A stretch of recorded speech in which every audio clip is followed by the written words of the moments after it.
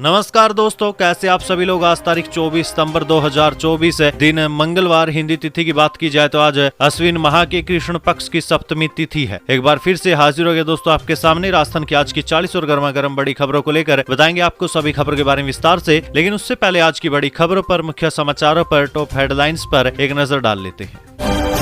Jaipur heritage की mayor Munesh को सरकार ने सस्पेंड किया। रिश्वत कांड में सामने आई थी भूमिका, 13 महीने में तीसरी बार निलंबित हुई। वहीं दोस्तों अशोक गहलोत बोले, राजस्थान में और जिले बनने की गुंजाइश है। हमने प्रयोग के तौर पर छोटे जिले बनाए, इसकी स्टडी करवाए, सफल हो तो कायम रखे। वहीं दोस्तों सब्जियों के दाम छूने लगे आसमान, थाली से गायब हुआ आलू और प्याज। हरी सब्जियों ने बिगाड़ा किचन का बजट। वहीं दोस्तों रक्षा मंत्री राजनाथ सिंह ने जयपुर को दी सैनिक स्कूल की सौगात। कहा प्राइवेट और पब्लिक सेक्टर दोनों क्षेत्र मिलकर पीपीपी मोड पर करेंगे काम। इसी के साथ ही अब आधार कार्ड से किसानों को मिलेगा ये फायदा। गड़बड़ी मिली तो लाइसेंस भी होगा निरस्त, आदेश हुए जारी। अब वहीं दोस्तों सीबीएसई का बड़ा फैसला, अब नाम के पीछे सरनेम लिखना जरूरी, स्टूडेंट्स को बरतनी होगी सावधानी। दोस्तों एक बड़े कमाल की खबर, राजस्थान रोडवेज को रोज लग रहा है 45 लाख रुपए का चूना, आखिर कैसे, बताएंगे दोस्तों आपको बड़ी खबर। दोस्तों टूटी सड़कों की मरम्मत के लिए 107 करोड़ रुपए की मंजूरी। इन 14 जिलों में होगा मरम्मत का काम। बने रहिए दोस्तों, बताएंगे आपको प्रदेश की 40 बड़ी खबरों के बारे में विस्तार से। लेकिन उससे पहले अगर अभी तक आपने चैनल को सब्सक्राइब नहीं किया तो सबसे पहले चैनल को सब्सक्राइब कर दे, वीडियो को लाइक कर दे और अपना कमेंट जरूर कर दे। राजस्थान की आज की पहली और बड़ी खबर दोस्तों, जयपुर हेरिटेज की मेयर मुनेश को सरकार ने सस्पेंड किया। रिश्वत कांड में सामने आई थी भूमिका, 13 महीने में तीसरी बार निलंबित हुई। देखिए जयपुर हेरिटेज नगर निगम की मेयर को सरकार ने सस्पेंड कर दिया। उन्होंने सरकार के नोटिस का समय पर यानी 21 सितंबर तक जवाब पेश नहीं किया था। वहीं सूत्रों का कहना है कि सरकार ने इस पर कानूनी विशेषज्ञों से राय ली थी। इसके बाद सस्पेंशन का आदेश जारी कर दिया गया। सरकार जल्दी ही कार्यवाहक मेयर के आदेश भी जारी कर सकती है। बता दें कि सरकार ने सबसे पहले 11 सितंबर को मेयर को नोटिस जारी किया था। तब ये नोटिस जांच अधिकारी की तरफ से जारी किया गया था। इसका 3 दिन बाद मेयर ने अपने एडवोकेट के जरिए जवाब भिजवाया था। इसके बाद स्वायत्त शासन विभाग ने 18 सितंबर को दूसरा नोटिस जारी कर 3 दिन में जवाब मांगा था, लेकिन 21 सितंबर को रात 11 बजे तक कोई जवाब नहीं दिया गया। अशोक गहलोत बोले, राजस्थान में और जिले बनने की गुंजाइश। हमने प्रयोग के तौर पर छोटे जिले बनाए, इसकी स्टडी करवाएं, सफल हो तो कायम रखें। देखिए पूर्व सीएम अशोक गहलोत ने कहा कि राजस्थान में अभी और जिले बनाने की गुंजाइश है। इतने बड़े प्रदेश में राजधानी से लेकर जिला हेडक्वार्टर तक जाने में लोगों को दिक्कत नहीं हो, इसलिए हमने छोटे जिले बनाने का प्रयोग किया था। कांग्रेस राज में बनाए गए जिलों पर सीएम भजलाल शर्मा समेत भाजपा नेताओं ने सवाल उठाए हैं। गहलोत ने कहा कि आप हरियाणा में जाएंगे तो वहाँ हर 40 किलोमीटर पर नया जिला मिलेगा। ये खुद की पॉलिसी होनी चाहिए कि किस तरीके से आप जिलों को मैनेज करते हैं। छोटा जिला हो बड़ा जिला हो, इसका क्या फर्क पड़ा, उसको एग्जामिन करना चाहिए कि असर क्या हुआ, उसका अध्ययन करना चाहिए। छोटे जिले बनाने का प्रयोग हमने किया, उसको हमने प्रयोग के रूप में किया था। प्रयोग सफल होता है तो कायम रखे और बढ़ाए। जापानी लैंग्वेज सीखेंगे राजस्थान के युवा। उप मुख्यमंत्री प्रेमचंद बैरवा ने कहा, स्कूल व कॉलेज के साथ एक लैंग्वेज सेंटर विकसित होगा। देखिए दोस्तों मुख्यमंत्री और उप मुख्यमंत्री के जापान व कोरिया दौरे के बाद डिप्टी सीएम प्रेमचंद बैरवा ने कहा कि जापान से बड़ा निवेश राजस्थान में होगा। वहां की कंपनियों में राजस्थान के युवाओं को अधिक अवसर मिले। इसके लिए प्रदेश के स्टूडेंट्स को जापानी सहित अन्य लैंग्वेज सिखाने के लिए स्कूल और कॉलेजों के साथ ही एक लैंग्वेज सेंटर विकसित किया जाएगा। उप मुख्यमंत्री बैरवा बीते दिन दिवंगत विधायक जुबेर खान को श्रद्धांजलि देने के लिए अलवर आए हुए थे। इसके बाद उन्होंने मीडिया से बातचीत की, तब कई सवालों के जवाब में उन्होंने ये बात कही। राजस्थान का गांव जिसके लिए केंद्र सरकार ने बदले नियम, यहां पीएम आवास योजना में भी नहीं बनते पक्के मकान, बना देश का बेस्ट विलेज। देखिए देश का बेस्ट टूरिस्ट विलेज का खिताब पाने वाले राजस्थान का देवमाली गांव, यहां लोगों के पास लग्जरी कारें तो लेकिन मकान कच्चे हैं। फर्श, छत, दीवारें, रसोई से लेकर बाथरूम तक सब कच्चे हैं। ऐसा इसलिए क्योंकि गाँव का हर शख्स करीब 1100 साल पुराना भगवान देव नारायण को दिया वचन निभा रहे हैं। गाँव की सारी जमीन भी भगवान के नाम पर है। कोई शख्स शहर जाकर पक्का मकान क्यों न बनवा ले, लेकिन उसे हर महीने भगवान देवनारायण के नाम पर किराया जमा करवाना होता है। 350 परिवारों वाले देवमाली गांव के शादीशुदा मर्दों की भी अलग पहचान है। उन्हें तांबे के 3.5 फेरे वाला छल्ला पहनाया जाता है। 4 वचन ताउम्र निभाने पड़ते हैं। इन्हीं वचनों में शराब नहीं पीना, मांस का सेवन न करना भी शामिल है। खास बात यह है कि देवमाली 0 क्राइम वाला गाँव है। यहाँ आज तक न किसी के खिलाफ FIR हुई और न कभी गाँव में चोरी की वारदात। 27 नवम्बर को इस गाँव के लोग बेस्ट टूरिस्ट विलेज का खिताब लेने के लिए दिल्ली जाएंगे।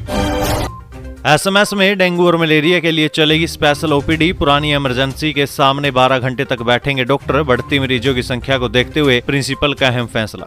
देखिए, मानसून के बाद अब प्रदेश में मौसमी बीमारियां तेजी से बढ़ने लगी है। इसका असर सबसे ज्यादा हॉस्पिटल की ओपीडी पर देखने को मिल रहा है। जयपुर के सवाई मानसिंह हॉस्पिटल में बढ़ते दबाव को कम करने और मरीजों को राहत देने के लिए प्रिंसिपल डॉक्टर दीपक माहेश्वरी ने हॉस्पिटल में 12 घंटे की नॉन स्टॉप ओपीडी संचालित करने का फैसला किया। डॉक्टर माहेश्वरी ने बताया कि ओपीडी 24 सितंबर यानी आज मंगलवार से शुरू होगी, जो इमरजेंसी के सामने स्थित भवन में संचालित होगी। इस ओपीडी में आज सुबह 8 बजे से लेकर शाम 6 बजे तक राउंड दी क्लॉक में जनरल मेडिसिन के डॉक्टर बैठेंगे, जो केवल मौसमी बीमारियों से पीड़ित मरीजों को ही देखेंगे। कांग्रेस हमेशा से आरक्षण विरोधी रही है। डॉक्टर मेघवाल का बयान। आरक्षण को लेकर राहुल गांधी द्वारा अमेरिका में दिए गए बयान को लेकर बैठक आयोजित। देखिए, कांग्रेस के पूर्व राष्ट्रीय अध्यक्ष राहुल गांधी के द्वारा आरक्षण के संदर्भ में अमेरिका में दिए गए बयान के विरोध में बीते दिन भाजपा नेताओं की बैठक हुई। इसमें खाजूवाला विधायक डॉक्टर विश्वनाथ मेघवाल ने कहा कि कांग्रेस हमेशा से आरक्षण विरोधी रही है। अनुसूचित जाति और जनजाति के प्रति कांग्रेस के नेताओं में घृणा रही है। कांग्रेस ने हम सबके आदर्श डॉक्टर बाबा साहेब भीमराव अम्बेडकर को बार बार अपमानित किया। बैठक पूर्व नेता प्रतिपक्ष राजेंद्र राठौड़ के आवास पर एससी मोर्चा के जिलाध्यक्ष अजीत मेघवाल की अध्यक्षता में आयोजित हुई। इसमें खाजूवाला विधायक डॉक्टर विश्वनाथ मेघवाल ने कहा कि कांग्रेस हमेशा से आरक्षण विरोधी रही है। उन्होंने कहा कि वर्तमान सरकार पिछड़े समाज के लिए कार्य कर रही है। प्रदेश और देश की सरकार इस समाज को आगे बढ़ाने के लिए लगातार प्रयासरत है। जयपुर में गलत इंजेक्शन से कोचिंग छात्र की मौत। बुखार होने पर डॉक्टर के पास आया, ड्रिप के दौरान मुंह से निकलने लगा झाग। देखिए, जयपुर में कोचिंग छात्र की हॉस्पिटल में इलाज के दौरान मौत हो गई। परिवार का आरोप है कि डॉक्टर ने बुखार होने पर ड्रिप के साथ गलत इंजेक्शन लगा दिया। इंजेक्शन लगाते ही बुखार से पीड़ित छात्र के मुंह से झाग आने लगी थी। करधनी थाना पुलिस ने कांवटिया हॉस्पिटल की मोर्चरी में पोस्टमार्टम करवाकर शव परिजनों को सौंप दिया। मृतक के पिता की शिकायत पर डॉक्टर के खिलाफ लापरवाही के चलते मौत होने का मामला दर्ज किया है। दिसंबर महीने तक घर घर नल कनेक्शन हो जाए। अलवर कलेक्टर ने अब सफाई के साथ जल जीवन मिशन पर किया फोकस। देखिए, अलवर कलेक्टर अर्तिका शुक्ला ने शहर में सफाई अभियान शुरू करने के बाद अब जिले भर में जल जीवन मिशन पर फोकस किया। कलेक्टर ने अफसरों से कहा कि दिसंबर महीने तक डोर टू डोर कनेक्शन हो जाएं, जिसके लिए काम में तेजी लाए। हर 9 दिन में काम का रिव्यू करेंगे। नल योजना के 100% घरों तक पानी पहुंचना चाहिए। जिला कलेक्टर डॉक्टर अर्तिका शुक्ला ने जिला जल और स्वच्छता समिति की बैठक में अधिकारियों को निर्देश दिए। अधीक्षण अभियंता को निर्देश दिए गए कि जल जीवन मिशन के तहत जिन कार्यों के वर्क ऑर्डर जारी किए जा चुके हैं, अब उन्हें अच्छे से पूरा कराएं। साइबर अपराध को बढ़ाने वाले पिछली सरकार के सफेदपोश लोग। गृह राज्य मंत्री बेढम बोले, हमारी सरकार युवाओं को नौकरी देगी, स्वरोजगार को मिलेगा बढ़ावा। देखिए, प्रदेश सरकार में गृह राज्य मंत्री जवाहर सिंह बेढम दिवंगत विधायक जुबेर खान के आवास पर उन्हें श्रद्धांजलि देने आए। उसके बाद मीडिया से बातचीत करते हुए कहा कि प्रदेश में बढ़ते साइबर अपराध के पीछे पिछली सरकार के कुछ सफेदपोश लोग हैं। उन्होंने युवाओं को भ्रमित किया, लेकिन हम राजस्थान को विकास में नंबर 1 बनाएंगे। डीग जिला पहले साइबर ठगी के मामले में देश में 18% पर आता था, अब घटकर केवल 4% रह गया, जिसे 0 पर लाकर रहेंगे। युवाओं को पढ़ाई लिखाई पर फोकस करने की जरूरत। आगे सरकार 4 लाख सरकारी नौकरी लेकर आने वाली है। इसके साथ ही प्राइवेट सेक्टर में भी नौकरियां मिलेगी। स्वरोजगार पर भी फोकस रहेगा। सांसद उमेदराम बोले, चरित्रहीन नेताओं की कांग्रेस में कोई जगह नहीं। एंट्री होती है तो पार्टी के लिए धब्बा बने रहेंगे। देखिए, बाड़मेर सांसद उमेदराम बेनीवाल ने कहा कि कांग्रेस में चरित्रहीन नेताओं के लिए कोई जगह नहीं है। उनकी एंट्री हुई भी तो पार्टी के लिए वो धब्बा बने रहेंगे। सांसद उमेदराम से निष्कासित नेताओं की एंट्री को लेकर सवाल किया गया था। इसका जवाब देते हुए उन्होंने कहा कि अनुशासनहीन और पार्टी गाइडलाइन से हटकर चलने वाले नेताओं के लिए पार्टी के अंदर कोई जगह नहीं है। बाकी ऊपर लेवल पर पार्टी क्या करती है उनका विषय है। बाड़मेर के लोगों की तरफ से फीडबैक मांगने पर लोगों के मन के अनुसार फीडबैक दिया जाएगा। ऐसे चरित्रहीन और अनुशासनहीन नेताओं की कोई जगह नहीं है। क्राइम ब्रांच का अधिकारी बनकर डॉक्टर से 6 लाख ठगे। डिजिटल अरेस्ट बताकर 24 घंटे वीडियो कॉल पर रखा, गिरफ्तार करने की धमकी दी।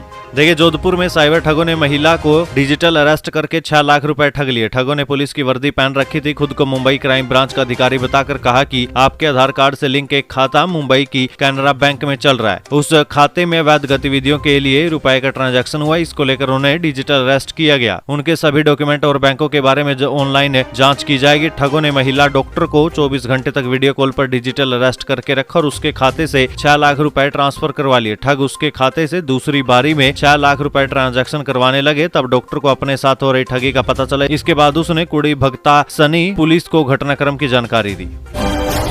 किरोड़ीलाल का आरएएस परीक्षा 2018 पर बड़ा खुलासा, आरपीएससी के पूर्व चेयरमैन शिव सिंह राठौड़ पर गंभीर आरोप। देखिए, राजस्थान के मंत्री किरोड़ीलाल मीणा ने बीते दिन सचिव शिखर अग्रवाल से मिलकर आरएएस परीक्षा 2018 की सीबीआई से जांच कराने की मांग की। साथ ही किरोड़ीलाल ने परीक्षा में हुई धांधली को लेकर कई बड़े दावे किए। मंत्री डॉक्टर मीणा ने शिव सिंह राठौड़ की भूमिका पर गंभीर सवाल खड़े किए। बता दें कि उस समय के आरपीएससी चेयरमैन दीपक उपेर्ती ने आरएएस 2018 की मुख्य परीक्षा की उत्तर पुस्तिका जांचने का समन्वयक की महत्वपूर्ण जिम्मेदारी शिव सिंह राठौड़ को दी थी। किरोड़ीलाल मीणा ने मीडिया से बातचीत में कहा कि एमडीएस विश्वविद्यालय के तत्कालीन कुलपति आरपी सिंह ने उत्तर पुस्तिकाएं जांचने का कोऑर्डिनेटर प्रोफेसर शिवदयाल सिंह शेखावत को बनाया। बता दें कि शिवदयाल सिंह शेखावत की नियुक्ति काफी विवादों में रही थी। मंत्री ने कहा था कि मात्र 18 दिन में उत्तर पुस्तिका की जांच पर भी संदेह जताया। उन्होंने कहा कि आरएएस 2018 का अंतिम परिणाम 13 जुलाई 2021 को घोषित किया गया। इसकी कॉपी को वेबसाइट पर अपलोड किया जाना था, लेकिन 2 दिसंबर 2021 को शिव सिंह राठौड़ के कार्यवाहक अध्यक्ष बनने के बाद कॉपी को वेबसाइट पर अपलोड करने का नोटिफिकेशन 17 दिसंबर 2021 को निकला। इसके बाद 10 जनवरी 2022 से 30 अप्रैल 2022 तक उत्तर पुस्तिकाएं अपलोड की गई। अशोक गहलोत ने राजस्थान सरकार के खिलाफ क्यों किया धरने का ऐलान, बोले मैंने सीएम को लिखा था पत्र।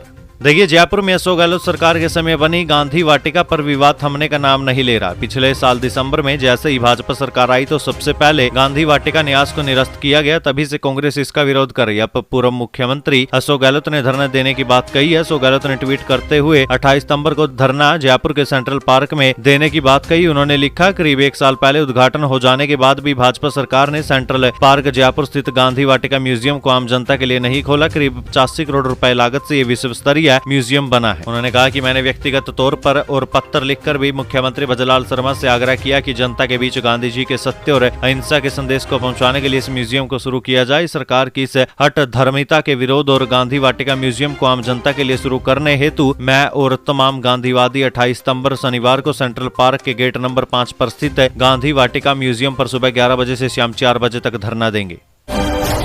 राजस्थान में फिर से गोवंश में लंपी रोग की दस्तक, इस बार अलग है लक्षण का स्वरूप। देखिए, राजस्थान में एक बार फिर से लंपी रोग गोवंशों में सामने आया। कोटा की गौशाला में नगर निगम की ओर से पकड़े गए 5 गोवंशों में लंपी रोग मिला, जिसके बाद सभी को पशु चिकित्सालय में इलाज के लिए शिफ्ट किया गया। लंपी के मामले सामने आने के बाद पशुपालन विभाग सतर्क हो गया। वहीं मवेशियों के आइसोलेशन के लिए गौशाला समिति का निरीक्षण भी किया। दरअसल कोटा नगर निगम की ओर से आवारा मवेशियों को पकड़ने के लिए अभियान चलाया जा रहा है, जिसमें 3 दिन में पकड़ कर लाए गए 7 गोवंश में लंपी रोग के लक्षण मिले हैं। वहीं दोस्तों, पिछले कई सालों से मवेशियों का इलाज कर रही डॉक्टर ममता गुप्ता ने बताया कि इस बार जो लक्षण नजर आ रहे हैं वो पहले के मुकाबले थोड़े हल्के नजर आ रहे हैं। वहीं इसका असर भी उतना प्रभावी नहीं है, लेकिन जो गोवंश संक्रमित पाए गए हैं उसमें ज्यादातर बड़े गोवंश न होकर बछड़े संक्रमित है और इलाज में इनमें सुधार भी देखा जा रहा है।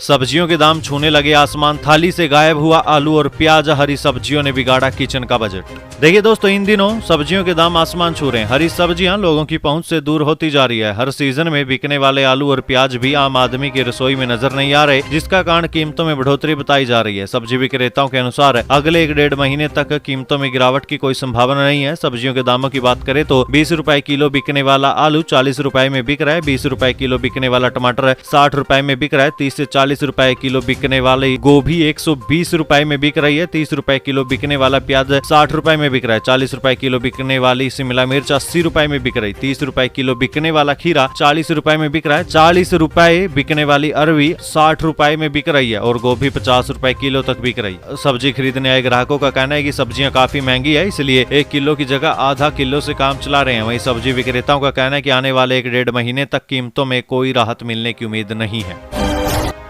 पैंथर सामने आ जाए तो क्या करें, क्यों पकड़ा नहीं जा रहा, उदयपुर का आदमखोर। देखिए, राजस्थान के उदयपुर जिले के गोगुंदा तहसील के इलाके में आदमखोर पैंथर की तलाश जारी है। पिछले 6 दिनों में इस इलाके में पैंथर को लेकर दहशत है। यहाँ के छाली ग्राम पंचायत में 2 दिन के अंदर इस पैंथर ने 3 लोगों को मार डाला था। पिछले सप्ताह गुरुवार को सुबह उंडीथल गांव की 16 साल की एक छात्रा का शव जंगलों में मिला। इसी दिन शाम को बेवड़िया गाँव में 45 साल के एक व्यक्ति को पैंथर ने मार डाला। इसके अगले दिन शुक्रवार को पैंथर ने छाली गाँव में 50 साल की एक महिला को शिकार बनाया। इसके बाद रविवार को पैंथर ने एक बैल और एक गाय को मार डाला। पैंथर की तलाश के लिए वन विभाग सेना और प्रशासन का साझा अभियान चला रहे। पिछले 6 दिनों से विशेष टीम जंगल के अलग अलग हिस्सों में पैंथर की खोज कर रही है। तलाशी के लिए ड्रोन से भी मदद ली जा रही है। उसे पकड़ने के लिए 7 पिंजरे लगाए गए हैं। रविवार को पैंथर की लोकेशन मिल भी गई थी, मगर वो अभी भी पकड़ से बाहर है। वहीं दोस्तों, आपकी जानकारी के लिए बता दें, एसडीएम नरेश सोनी ने कहा है कि आवश्यक काम हो तभी बाहर निकले और अकेले न निकले, समूह में निकले। हाथ में लाठी भी रखनी चाहिए और अगर लेपर्ड सामने आ जाए तो आपको अपने हाथ फैलाते हुए जोर जोर से चीखना और चिल्लाना चाहिए, क्योंकि ऐसा होने पर लेपर्ड हमला नहीं करेगा।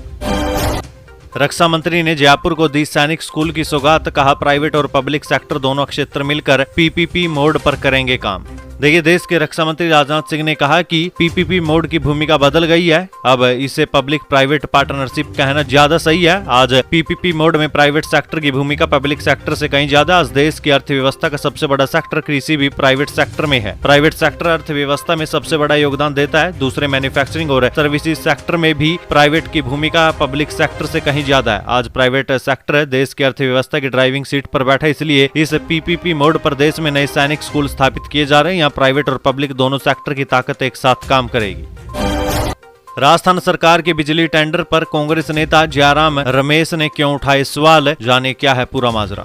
देखिए, कांग्रेस के वरिष्ठ नेता और राज्यसभा सांसद जयराम रमेश ने महाराष्ट्र और राजस्थान में बिजली खरीद से संबंधित निविदाओं पर सवाल खड़े किए। जयराम रमेश ने आरोप लगाया कि प्रधानमंत्री नरेंद्र मोदी के करीबियों को फायदा पहुंचाने के लिए टेंडर तैयार किए गए। जयराम रमेश ने आरोप भी लगाया कि यदि ऐसा होगा तो ये प्रतिस्पर्धा को सीमित कर देगा और चंद लोगों के अधिकार को बढ़ावा देगा। कांग्रेस के वरिष्ठ नेता और राज्यसभा सांसद जयराम रमेश ने अपने ट्विटर हैंडल पर लिखते हुए कहा कि भाजपा शासित राज्यों में नॉन बायोलॉजिकल प्रधानमंत्री के करीबियों को और अमीर बनाने के उद्देश्य से लिए जाने वाले फैसलों का टेम्पो तेज होता जा रहा है। राजस्थान और महाराष्ट्र में 2 बड़े बिजली टेंडर इस तरीके से डिजाइन किए गए ताकि बोली लगाने वालों की संख्या कम हो और करदाताओं का और भी ज्यादा पैसा मोदानी के पास जाए।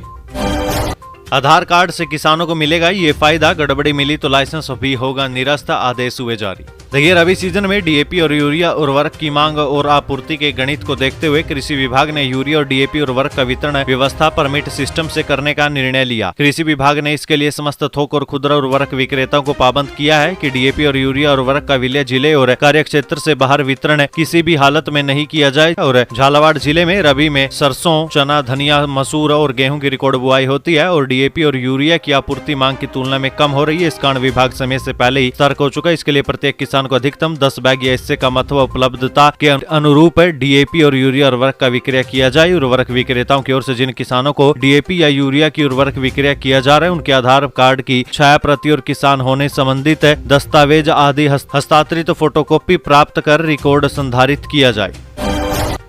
दिवाली पर सरस डेयरी का बड़ा फैसला, 5 लाख लोगों को रेट टू रेट मिलेगा ये प्रोडक्ट। देखिए, टोंक जिले की गौशालाओं को प्रोत्साहित करने के लिए जिला दुग्ध संघ यानी सरस डेयरी दीपावली पर गाय के गोबर से बने दीपक बेचेगी। इसकी theme no profit no loss रहेगी। इसमें डेयरी गौशालाओं से जितनी राशि का दीपक लेगी उतने में ही लोगों को बेचेगी ताकि गौशालाओं को आर्थिक संबल मिल जाए। डेयरी की ओर से 5 लाख दीपक की बिक्री की जाएगी। सरस डेयरी के प्रबंध संचालक सुरेश कुमार सेन ने बताया कि टोंक दुग्ध संघ से जुड़ी हुई जिले की लगभग 600 दुग्ध समितियों और 400 डेयरी बूथों के माध्यम से गाय के गोबर से बने हुए दीपक बेचे जाएंगे। जिले की सभी दुग्ध समितियों और सरस डेयरी बूथों को 500 दीपक बिक्री करने का लक्ष्य दिया गया। SC/ST आरक्षण में क्रीमी लेयर और वर्गीकरण लागू करने की उठी मांग, कोर्ट के समर्थन में उतरा ये समाज। देखिए, परिवर्तन संस्था और 8वां जिला अधिवेशन करौली जिले के एक मैरिज गार्डन में आयोजित हुआ। इस मौके पर आरक्षण में क्रीमी लेयर और वर्गीकरण लागू करने की एक्सवर्ष से मांग उठाई गई। अधिवेशन में संस्था के केंद्रीय अध्यक्ष वेदवीर सिंह आदिवासी और संस्था प्रमुख चौधरी विनोद अम्बेडकर उपस्थित रहे। मुख्य अतिथि और संस्था प्रमुख चौधरी विनोद अम्बेडकर ने कहा कि सुप्रीम कोर्ट ने देश के वंचित समाज को आरक्षण में वर्गीकरण कर समाज के अंतिम पायदान पर खड़े व्यक्ति तक शिक्षा और नौकरी का अवसर प्रदान करने का काम किया। इसके लिए डीएससी समाज सदैव आभारी रहेगा। उन्होंने कहा कि वर्गीकरण के फैसले के बाद आंध्र प्रदेश, तेलंगाना, केरला, तमिलनाडु, कर्नाटक और हरियाणा में इसे लागू करने की घोषणा की गई, लेकिन उत्तर भारत के प्रदेशों की सरकार इस पर मौन धारण किए हुए है। सीबीएसई का बड़ा फैसला, विदेश में पढ़ने के लिए बनाए नए नियम, स्टूडेंट्स को रखनी होगी ये सावधानी।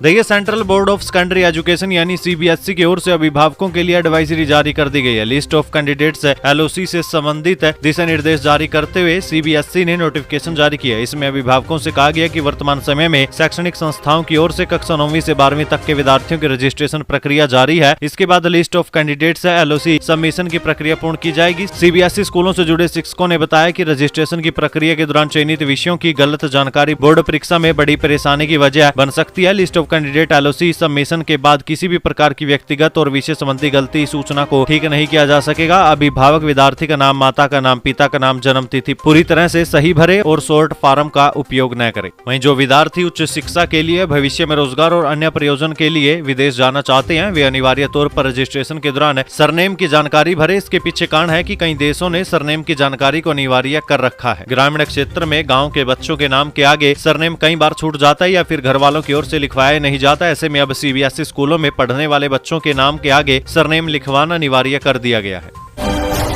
गांधी जयंती पर भजनलाल सरकार देगी बड़ी सौगात, इन परिवारों को फ्री में मिलेगा प्लॉट। देखिए दोस्तों, चित्तौड़गढ़ सहित प्रदेश के 34,000 विमुक्त और घुमंतु परिवारों को अब आसियाने उपलब्ध हो जाएंगे। सरकार गांधी जयंती पर पट्टे देगी। इन परिवारों के चिन्हीकरण का काम अब तक भी जारी है। प्रदेश में पूरी जनसंख्या के 6 से 8% विमुक्त, घुमंतु, अर्ध घुमंतु जाति के लोग हैं। ये लोग एक जगह पर निवास नहीं करते। अधिकांश के पास पहचान पत्र भी नहीं है, इसलिए इन्हें सरकारी योजनाओं का लाभ भी नहीं मिल पाता। इनके उत्थान के लिए राज्य सरकार अभी 32 जातियों के व्यक्तियों को 2 अक्टूबर तक निःशुल्क भूखंड उपलब्ध करवाएगी, ताकि ऐसे गरीब लोगों को भी अपना आसियाना बनाने का मौका मिल सके। सरकार की मंशा है कि इन जातियों की पूर्व में बहुत उपेक्षा हुई है। ये प्रदेश की सबसे महत्वपूर्ण जाति है। देश की आजादी में भी इनका महत्वपूर्ण योगदान रहा है। राज्य सरकार ने प्रदेश में विमुक्त, घुमंतु, अर्ध घुमंतु जाति के परिवारों की सुध ली और इन्हें अपना आसियाना बनाने के लिए निःशुल्क भूखंड दिए जाएंगे। बजरी से 1.5 से 2 गुनी कमा रहे रकम, राजस्थान में काला बाजारी का कारोबार जोरों पर। देखिए, टोंक जिले में अवैध बजरी का कारोबार जोरों पर है। माफियाओं ने खेतों से लेकर मुख्य सड़क मार्गों पर बजरी का अवैध भंडारण यानी स्टॉक कर रखा है। यहाँ से दिन दिहाड़े परिवहन किया जा रहा है। वहीं खनिज विभाग और पुलिस प्रशासन का कोई एक्शन नहीं होने से बजरी माफियाओं का दुस्साहस बढ़ता ही जा रहा है। कालाबाजारी भी जोरों पर है, जिसे रोकने के लिए कोई सख्त कार्रवाई नहीं की जा रही। बनास नदी के पास बजरी माफियाओं की ओर से 10 से 12 चक्का ट्रक 20 से 25 हजार रुपए में भरवाए जा रहे हैं, जिसमें 40 से 50 टन बजरी जा रही है। वहीं ट्रेलर को 30 से 35 हजार रुपए में भरवा रहे, जिसमें करीब 70 टन बजरी जा रही है। यहाँ से ये बजरी 500 से 600 रुपए प्रति टन में ले जा रहे हैं। वहीं जयपुर और कोटा शहरों में ये बजरी माफिया 1500 से लेकर 1600 रुपए प्रति टन के हिसाब से बेच रही है।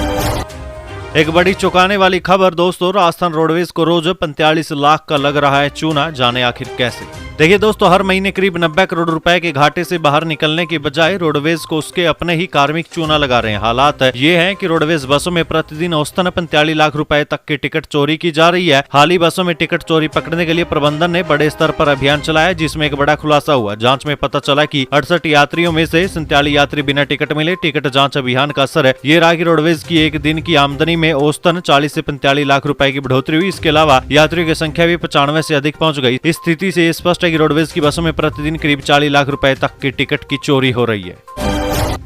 किसान पशुपालन से बढ़ाएं आमदनी, बकरी भेड़ पालन के लिए सरकार दे रही लाख रुपए, जाने कैसे मिलेगा लाभ।